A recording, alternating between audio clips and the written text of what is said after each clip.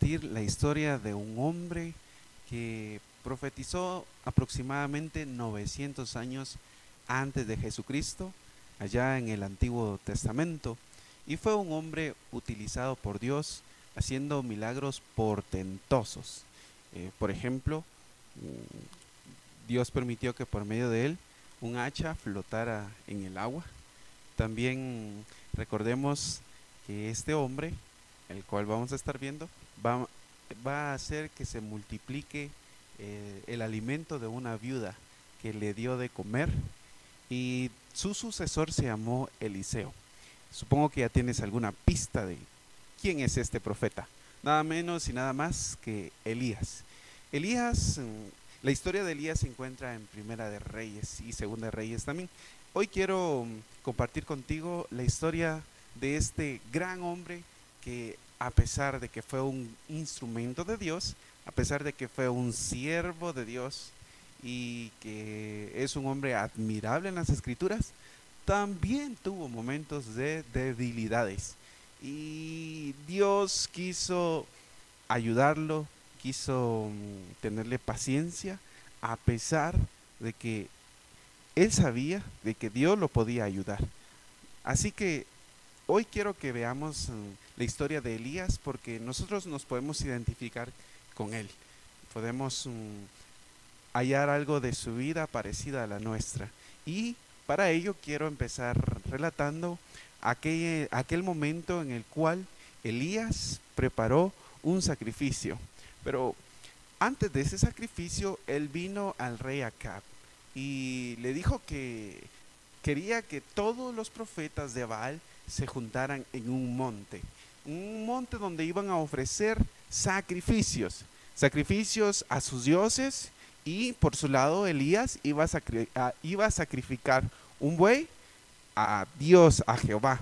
Así que Acab llevó a 450 profetas de Baal, los juntó, y también llevó a más profetas que no necesariamente eran de Baal. Y estos 450 profetas hicieron el sacrificio como ya se había acordado. Elías les dijo: como ustedes son más, quiero que empiecen ustedes, que clamen a su Dios o a sus dioses y que les respondan. El Dios que responda y consuma el sacrificio, ese es el Dios verdadero. Así que los 450 profetas de Baal empezaron a danzar alrededor del altar que habían hecho para ofrecer el sacrificio a Baal. Y estaban danzando y le gritaban: Baal, respóndenos, Baal. Y danzaban alrededor del altar. De esta forma pasaron varias horas, pero no les contestaba Baal, ni ningún otro dios. Así que Elías les gritaba como en forma de burla: a lo mejor está ocupado, griten más fuerte. Y ellos se sajaban la piel y chorreaba la sangre y andaban cansados, exhaustos. Terminaron de hacer lo que tenían que hacer y nunca respondió aquel Dios al cual ellos estaban ofreciendo su sacrificio. Así que llegó el momento en el cual Elías tenía que ofrecer el sacrificio. Y vino, preparó el altar que estaba destruido. Él lo reconstruyó prácticamente. También hizo una zanja alrededor para que echaran agua en el sacrificio.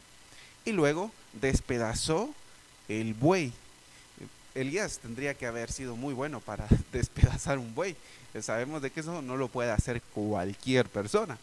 Así que él realizó este acto y ofreció el sacrificio a Dios, quien es el único Dios verdadero. Y eso fue lo que expresó Elías en su oración: yo sé que tú eres un Dios todopoderoso, el único Dios. Y él sabía que el Señor no lo iba a abandonar, no lo iba a dejar avergonzado, porque lo que él estaba haciendo era para mostrar que solamente había un Dios. Así que Cuando Elías estaba orando, fuego descendió del cielo y consumió el sacrificio. De hecho, el agua también desapareció. Las piedras, todo lo que había en el altar, desapareció. Lo cual demostró que solamente había un Dios verdadero. Cuando todo el pueblo presenció esto, Elías les dijo: tomen a los profetas de Baal, y los llevó a un río, y los llevaron a un río, y ahí Elías los degolló. Y 450 profetas murieron ese día. De esta forma, Elías vio el poder de Dios. Cómo es que él le respondía a sus peticiones. Cómo es que Dios podía escucharle a él. Y es que el Señor quería utilizar a este varón para mostrar su poder al pueblo de Israel. No solamente a los israelitas, sino a todos aquellos que no creían en él, que no le servían, que no eran su pueblo. Aún a ellos les quería mostrar su amor, su misericordia y su poder. Y por esas razones es que él hacía estos portentosos milagros. Bien, después de esto va a suceder algo. Acab presenció lo que había sucedido. Acab era el rey en Israel, en el reino del norte, y él había presenciado lo que había sucedido, puesto que antes de este evento, Elías había llegado con él y le había dicho: tú has abandonado a Dios y has servido a ídolos, has adorado a ídolos y debes arrepentirte. Así que ahora trae a los profetas de Baal. Así que él era el principal en esta situación, en la reunión previa que había tenido Elías con él. Y este hombre nuevamente aparece en la historia. Y él va a llegar ahora, el rey va a llegar con su esposa. Y acá se va a poder ver quién tenía el mando en ese reino. No era el rey Acab. Había una mujer que se llama Jezabel. Y es en Primera de Reyes 19, donde vamos a ver lo que sigue a continuación de la historia de los profetas de Baal, y luego de que Elías indicó que nuevamente iba a llover después de algunos años que no había llovido. Ahora voy a leer el verso 1 que dice del capítulo 19. Acab dio a Jezabel la nueva o la noticia de todo lo que había hecho Elías y de cómo había matado a espada a todos los profetas. Notemos que Acab, inmediatamente del evento, como cuando nosotros vemos algo en la calle o en algún lugar donde estábamos y presenciamos el acto, en este caso era un acto impresionante lo que había sucedido, Acab viene y lo cuenta a su esposa, Jezabel, y le dijo todo lo que había hecho Elías. Así dice el pasaje. Sin embargo, podemos notar que Elías solamente había orado, pero el que había obrado era Dios. El que había consumido el sacrificio era Dios, no había sido Elías. Elías solamente era un instrumento, solamente es un personaje más en la historia, porque el relevante acá es Dios, su poder, lo que Él hizo para mostrar que él era el único Dios verdadero.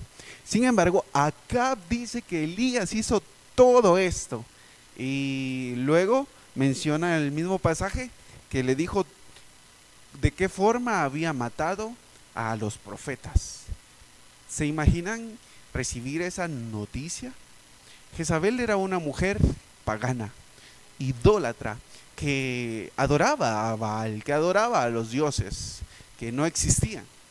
Esta mujer, al escuchar que sus profetas, aquellos ministros que estaban para servirle y para complacerla quizá en cuestiones de culto, adoración, habían muerto, y Elías se había encargado de eliminarlos porque fue él el que los degolló, aunque no necesariamente él hizo todo, porque el pueblo lo llevó, el pueblo agarró los 450 profetas, así que no es que Elías haya hecho todo.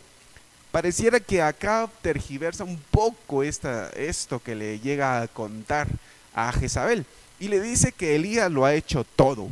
Sin embargo, no fue él el que lo hizo todo. Principalmente fue Dios.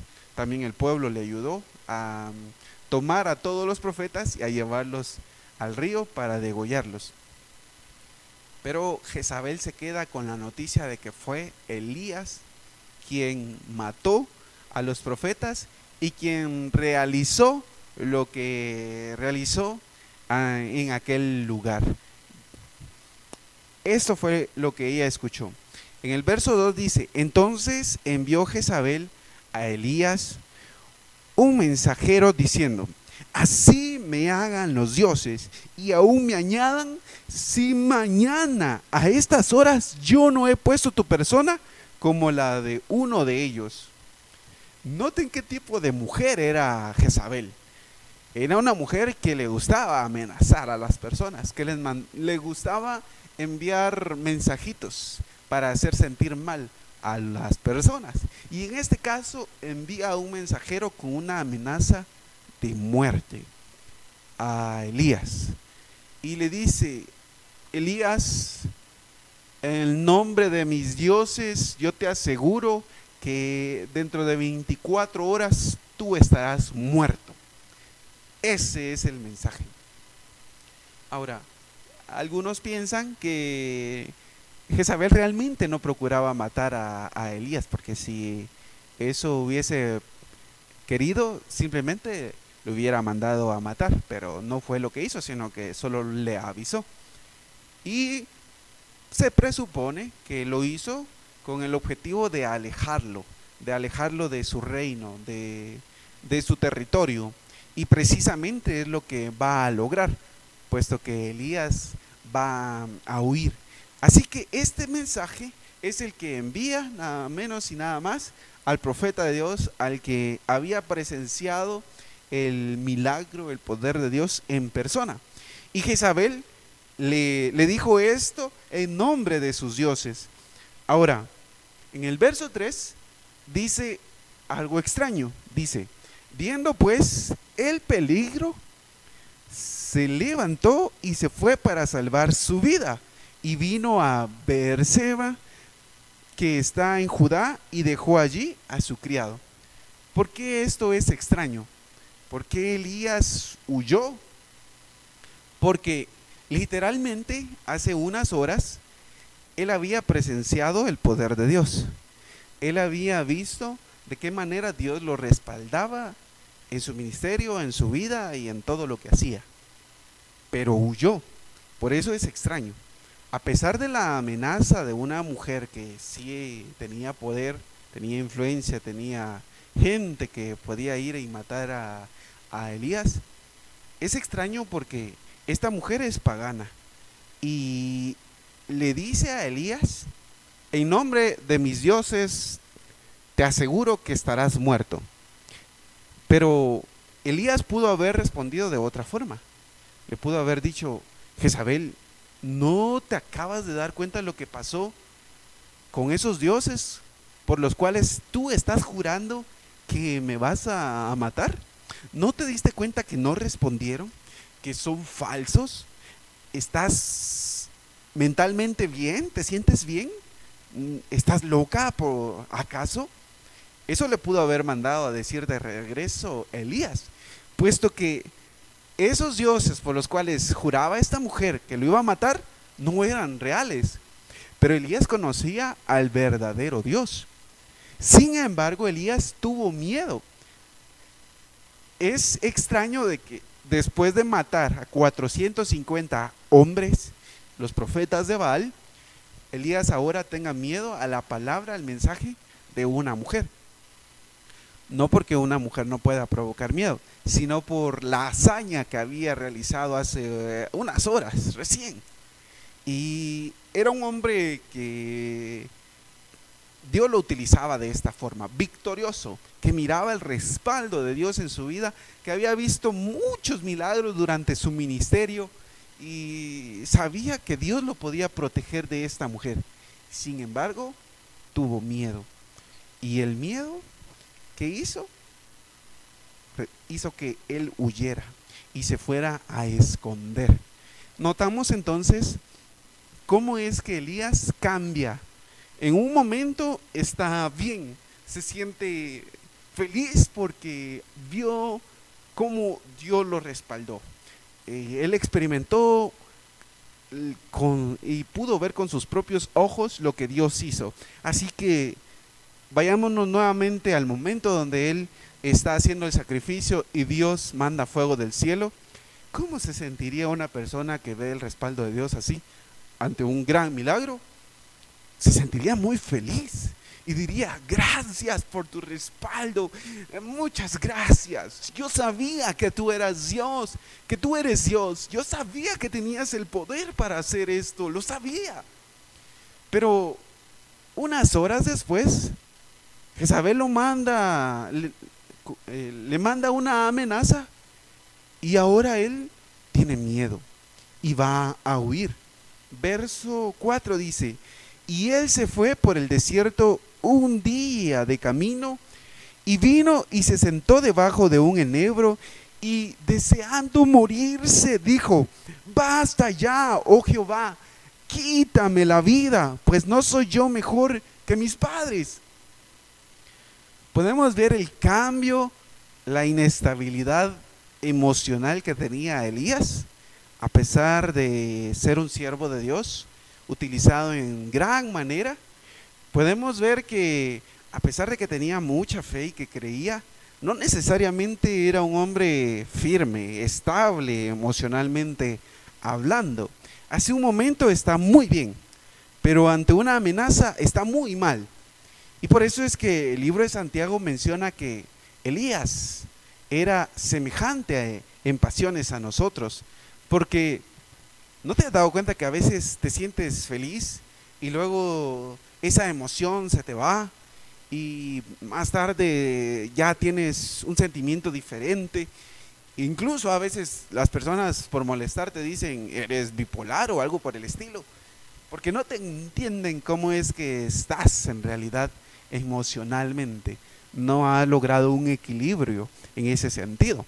Y así muchas veces somos los hijos de Dios, que cuando vemos milagros, experimentamos el poder de Dios, nos sentimos muy bien.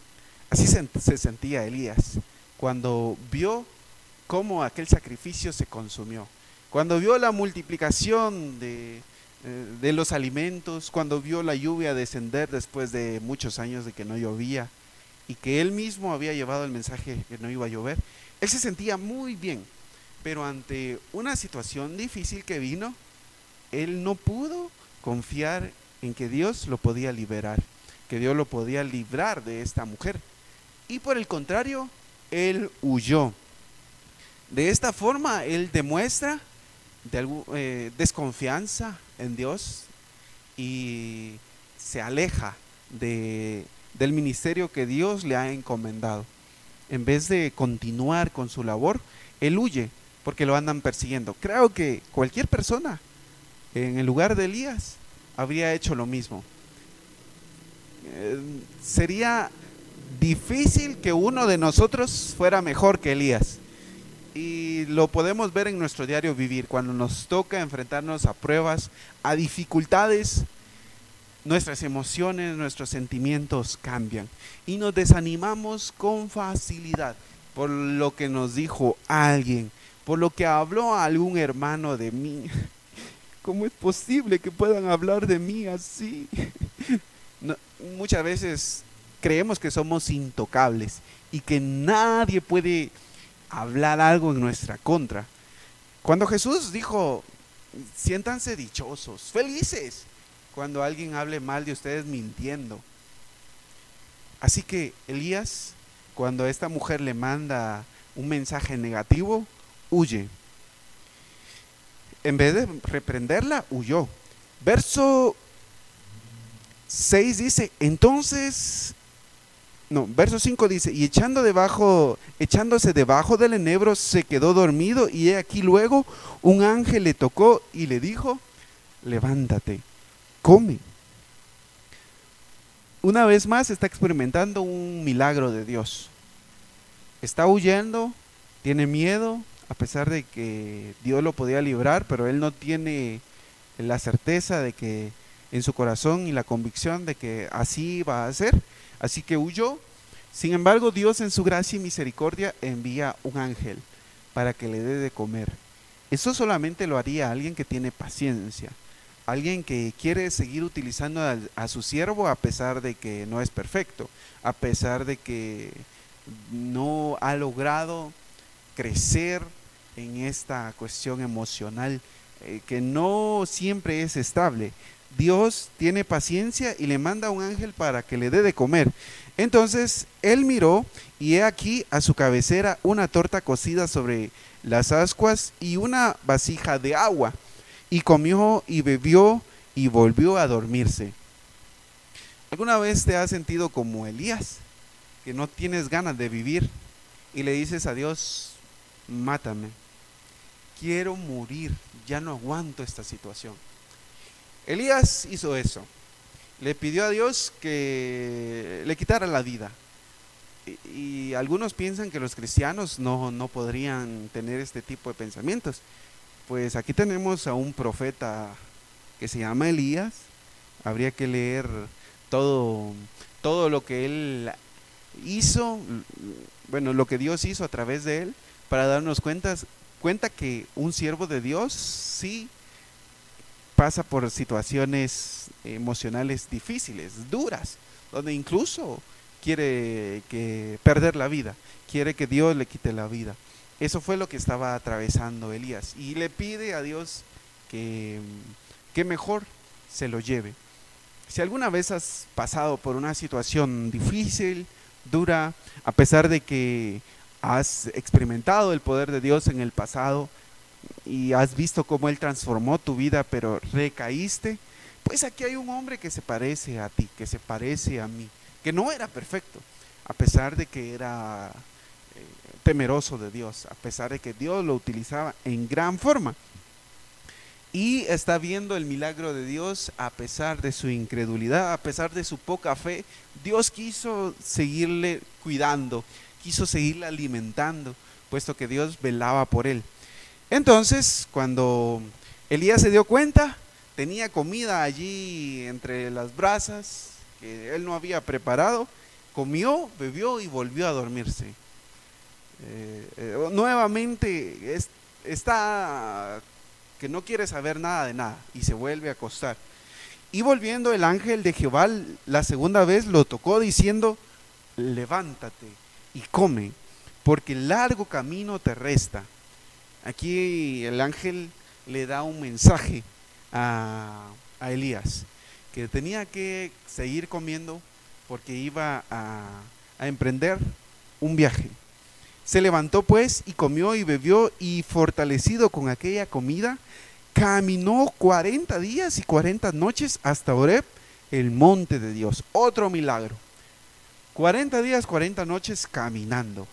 No dice la Biblia que volvió a comer, sino que dice que cuando él comió, se sintió fortalecido de tal manera que aguantó a caminar 40 días y 40 noches.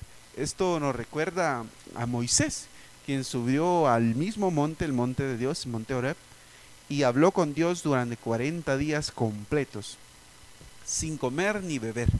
Esto solamente lo puede hacer Dios. Esto solo es un milagro más, que está demostrando lo que Dios puede hacer con el ser humano, puesto que nosotros, si dejamos de comer por lo menos por 5 días, ya no tenemos resistencia y morimos. Es lo máximo que puede soportar el ser humano sin comer, sin beber nada. Y de aquí la Biblia nos presenta que él caminó. Si caminar un día ya nos deja sin fuerzas, él caminó 40 días y 40 noches. Y allí se metió en una cueva donde pasó la noche, y vino a él palabra de Jehová, el cual le dijo, ¿qué haces aquí, Elías? Él respondió, he sentido un vivo celo por Jehová, Dios de los ejércitos, porque los hijos de Israel han dejado tu pacto, han derribado tus altares y han matado a espada a tus profetas. Y solo yo he quedado y me buscan para quitarme la vida. Dios le hace una pregunta a Elías. ¿Qué haces aquí, Elías? ¿Qué haces aquí hasta Judá? Era el reino del sur. Si tú tienes que estar en el reino del norte, ¿qué haces aquí? Tu ministerio está allá. ¿Por qué estás huyendo? Y Elías le dice, es que allá tu pueblo te ha deshonrado, no te buscan, no te adoran, derribaron tus altares y solamente he quedado yo, solo soy yo el único fiel. Y Dios solo lo escucha.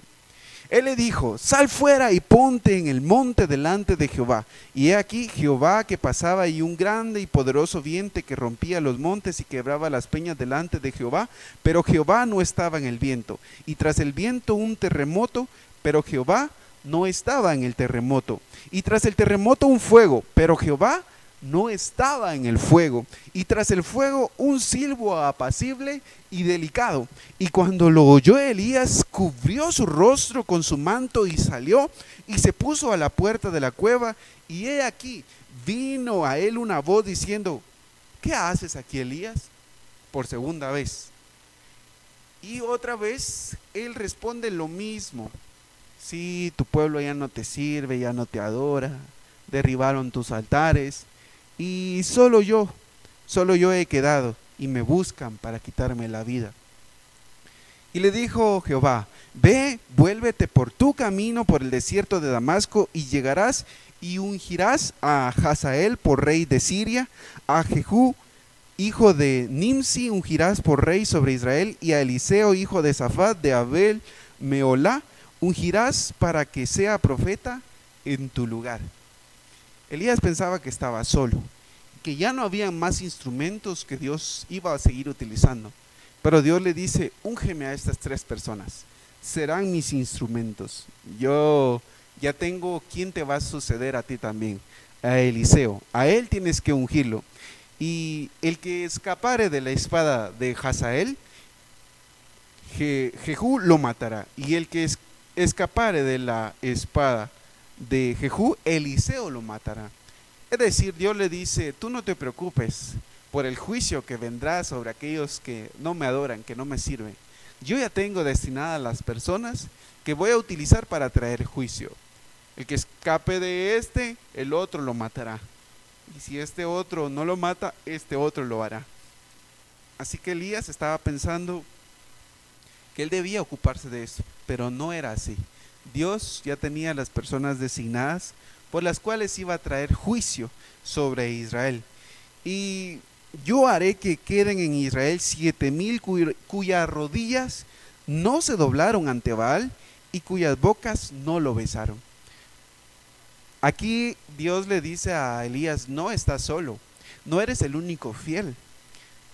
Hay 7,000 personas más que no se han inclinado ante Baal, que no le han besado, que no le han adorado. Y Elías allí se pudo dar cuenta que él no estaba solo. Había muchas otras personas que estaban sirviendo a Dios, que le estaban siendo fieles. Y a veces nos pasa algo similar como a Elías.